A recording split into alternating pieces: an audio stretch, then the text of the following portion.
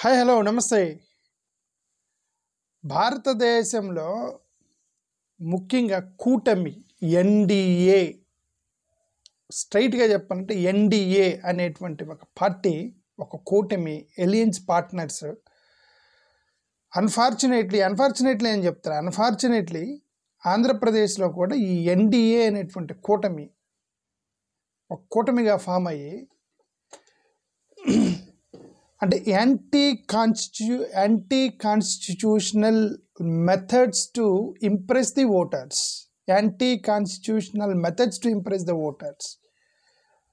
That is nothing but doing politics and caste, creed, religion, race, ఇవన్నీ కూడా of course వాటి మీద రాజకీయం చేయకూడదని రాజ్యాంగంలో లేదు, కానీ వాటి మీద వివక్ష చూపించకూడదు.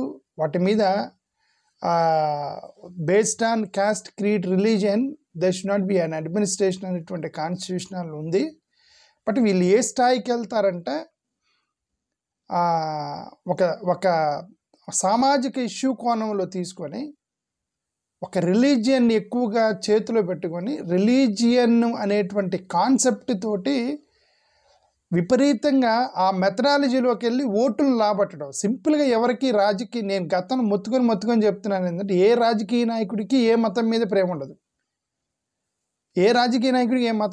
ఉండదు. కేవలం మెజారిటీ ఎక్కడున్నారని చూసి అక్కడ వాళ్ళని రెండు రకాలు, చేతనైతే మెజారిటీని ఓటర్లుగా మార్చుకోవటం, లేదంటే మైనారిటీ నుంచి స్ప్లిట్ తీసుకొచ్చి కొంత ఓట్లు తేల్చుకోవటం. రెండు స్ట్రాటజీస్ రాజకీయ నాయకులు చేసేది.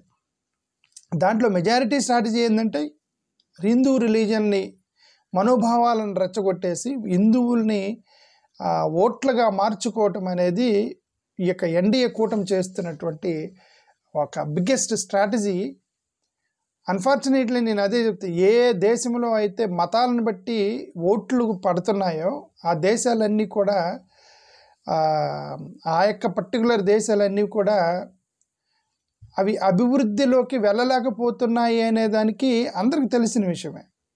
ఇప్పుడు ఫర్ ఎగ్జాంపుల్ ముస్లిం కంట్రీస్ అన్నీ ఉన్నాయి, పాకిస్తాన్, బంగ్లాదేశ్, ఆఫ్ఘనిస్తాన్, ఇరాన్, ఇరాక్, పలస్తీనా, ఇవన్నీ కూడా ఏంటంటే మతం మీద రాజకీయం చేసేటువంటి దేశాలు ఏమున్నాయి, ఇంకా అదే కొట్టుమిడి ఆడుతున్నారు.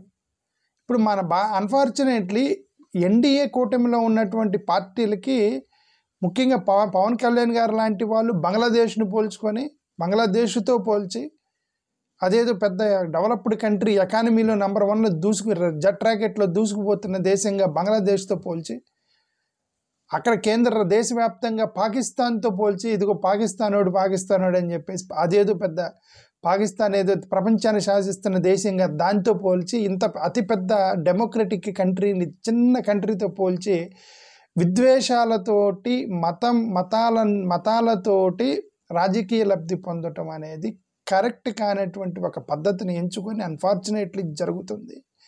ఇది ఏ స్థాయికి వెళ్ళారంటే రాజ్యాంగ విధ్వంస స్థాయికి వెళ్ళారు. ఏ రాజ్యాంగ విధ్వంసం అంటే కొంతమంది తీసుకుని కోర్టులో వేశారు, ఏమని సెక్యులర్, సోషల్ అనే పదాలని తీసేయండి అని చెప్పి కోర్టుకి వేశారు. సెక్యులర్, సోషల్ అనే పదాలని తీసేయండి అని కోర్టుకి వేశారు. అంటే ఆ పదాలను తీసేయమని. బట్ అది పిచ్చోళ్ళు వాళ్ళు. నేనేమన్నా పిచ్చోళ్ళు అంటే తెలివి తక్కువతనం నేను అంటలా, మూర్ఖత్వం అంటా. నేను తెలివి తక్కువతనమని మేము ఎప్పుడు అన్నాం. ఎందుకంటే నేను ఆ గతంలోనే చెప్తున్నాను కదా, ది మోస్ట్ ఇంటలెక్చువల్ కమ్యూనిటీ ఏముందంటే Aryan community, who are the heads of RSS and BJP. వాళ్ళు తెలివి తక్కువ లేం కాదు, ప్రపంచాన్ని శాసించినటువంటి తెలివి ఉంది వాళ్ళకి. బట్ వాళ్ళ తెలివి ఏంటంటే ప్రజల్ని తెలివి తక్కువ వాళ్ళని చేసి వాళ్ళ తెలివిలో బతకడం అనేది వాళ్ళు చేసేటువంటి పని. ఓకే, ఆర్ఎస్ఎస్, బీజేపీ వాళ్ళు చేసే పని. వాళ్ళకి తెలుసు సెక్యులర్ అనేటువంటి పదము, సోషల్ అనేటువంటి పదాన్ని, ఆ పదాలని యాడ్ చేసినా చేయకపోయినా రాజ్యాంగంలోనే సెక్యులర్ అనే పదం ఇంబైబ్ ఉంది. For example article 14 equality irrespective of the religion, article 15 no discrimination should be shown based on religion, article 19 personal liberty, article 21 personal freedom, article 25 religious freedom. నీకు ఆ సెక్యులర్ పదం ఉంటే ఏంటి, ఉండకపోతే ఇవన్నీ కూడా రాజ్యాంగంలో సెక్యులర్ పదాలు ఇవన్నీ కూడా అని వాళ్ళకి తెలుసు. కానీ తీసుకెళ్ళి కోర్టులో వేశారు. సోషలిస్ట్ అనే పదాన్ని తొలగించాలి, సెక్యులర్ అనే పదాన్ని తొలగించాలి. సుప్రీంకోర్టు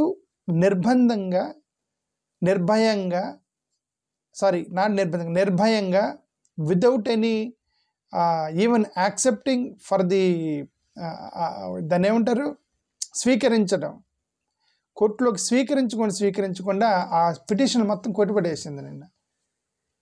అసలు మేము విచారణ కూడా తీసుకోమన్నారు.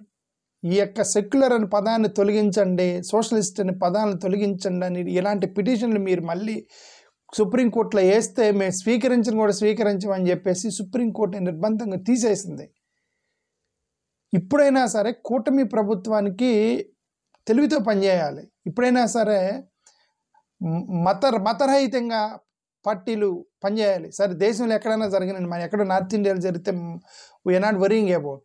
ఆంధ్రప్రదేశ్లో ఇప్పుడైనా సరే సిగ్గు తెచ్చుకోండి. పవన్ కళ్యాణ్ లాంటి వాళ్ళు, చంద్రబాబు నాయుడు గారు, బీజేపీ లాంటి వాళ్ళు, please do this. Be secular side. మతాల మీద రాజకీయం చేయడం అనేది దౌర్భాగ్యమైనటువంటి రాజకీయం, అది దుర్మార్గమైన రాజకీయం. అది ఆ రాజకీయాల జోలికి వెళ్ళకండి. ఓకే, భారతదేశంలో సెక్యులర్ కంట్రీ. ఇది మతాల మీద మీరు రాజకీయం చేసేటువంటి దేశం కాదు ఇది. మీరు ఒకసారి మొన్న ఏదో 164 సీట్లు వచ్చాయి. నేను అదే చెప్తున్నాను, ఏంటంటే ఒకసారి మోసపోతారు. అరే ఇప్పుడు మతాన్ని నమ్మి వాళ్ళు ఓటేశారు, మీకు మతాన్ని నమ్మి ఓటేశారు, మీరు రెచ్చగొట్టారు. జగన్ క్రిస్టియన్ రెచ్చగొట్టారు. బట్ ఇప్పుడు వాళ్ళందరికీ కడుపు కాలేదుగా, మీరు మొత్తం ఎత్తేసారు కదా, చాలా స్కీమ్లు ఎత్తేసారు కదా జగన్ పెట్టినవి. ఇప్పుడు ఇది ఆలోచిస్తారు, ఇప్పుడు మతమా లేకపోతే ఫుడ్ ఆర్ గాడ్ అంటే గాడ్ని ఒకసారి నమ్ముతారు. ఇప్పుడు చర్చిలోకి వెళ్ళి ప్రార్థన చేస్తూ ఉన్నారనుకోండి, ఫుడ్ రాకపోతే ఎంతసేపు చేస్తారు? మసీదులో నమాజ్ చేస్తూ ఉన్నారు, ఫుడ్ రాకపోతే ఎంతవరకు చేస్తారు? గుడిలో కూర్చొని భజన చేస్తూ ఉన్నారు, ఫుడ్ రాలేదు ఎంతవరకు చేస్తారు? ఆకలి అయినంత వరకే కదా చేస్తారు. ఆకలి అయిన తర్వాత అక్కడి నుంచి వెళ్ళి ఫుడ్ సంపాదించుకోవాలి. అలాగే ఇప్పుడు ఒకసారి మతాన్ని చూసి మీకు ఓటేశారు ఆంధ్రప్రదేశ్లో. భారతదేశం వదిలేండి, దేశం అంతా వేస్తున్నారు. ఆంధ్రప్రదేశే మనకు అంచను. ఆంధ్రప్రదేశ్లో ఒకసారి మీ మతాన్ని చూసి వేసారు, ఇకేయరు. అరే ఇది మతం కాదు, మానవత్వము, మనిషి, హ్యూమన్ డెవలప్మెంటు, ఫుడ్డు, ఎడ్యుకేషను, ఆరోగ్యము, విద్య, వ్యవసాయము, ఉపాధి, ఉపయోగాలు, రోడ్డు, కన్స్ట్రక్షను, బిల్డింగు, పరిశ్రమలు, ఇవి ఇంపార్టెంట్, మతాలు కాదు అని చెప్పేసి ప్రజలు రియలైజ్ అవుతారు. ఈ రియలైజ్ అయ్యి మోరోవర్, నేను గతంలోనే చెప్పాను, వైఎస్ఆర్సీపీలో 80% మంది, 80 నుంచి 90% మంది సెక్యులర్ హిందువులు ఉన్నారు, మంచి హిందువులు ఉన్నారు, మతాలను రాజకీయం చేయని హిందువులు ఉన్నారు. ప్రతి సంవత్సరం అయ్యప్ప మాలేస్తారు, ప్రతి సంవత్సరం తిరుపతి గుడికి వెళ్తారు, ప్రతి సంవత్సరం దేవుణ్ణి పూజిస్తారు, హిందూ భక్తి శ్రద్ధలతో పూజిస్తారు, ఉదయాన్నే లేచి పూజలు చేసుకుంటారు. కానీ వాళ్ళ భక్తిని రాజకీయం చేయరు వైఎస్ఆర్సీపీ వాళ్ళు. కూటమి వాళ్ళు చేసినట్టు వాళ్ళు చేయరు. మంచి హిందువులని గత కొంతకాలం నుంచి చెప్తున్నాను. ఓకే, కనీసం దేవుడినన్న రాజకీయాలకు దూరంగా పెడదామనేటువంటి, మతాన్నన్న రాజకీయంగా దూరంగా పెడదామనేటువంటి సెక్యులర్ దేశంలో కనీసం అదన్నా చేయకపోతే మనం చేసేది ఏం లేదు. కనీసం సుప్రీంకోర్టులో ప్రతి దాంట్లో చేయబెట్టరు కదా. ఓకే, ఆర్గ్యుమెంట్స్ బలంగా తీసుకొని సుప్రీంకోర్టు వాళ్ళు చాలా క్లియర్గా చెప్పారు, సెక్యులర్ అనేటువంటి సోషలిజం అనేటువంటి పదాలని మీరు ఉన్నా లేకపోయినా సరే రాజ్యాంగంలో మన దేశం సెక్యులర్ దేశం కాబట్టి ఇలాంటి పిటిషన్లు ఇంకోసారి వేయద్దని చెప్పి కొట్టేసింది. Thank you.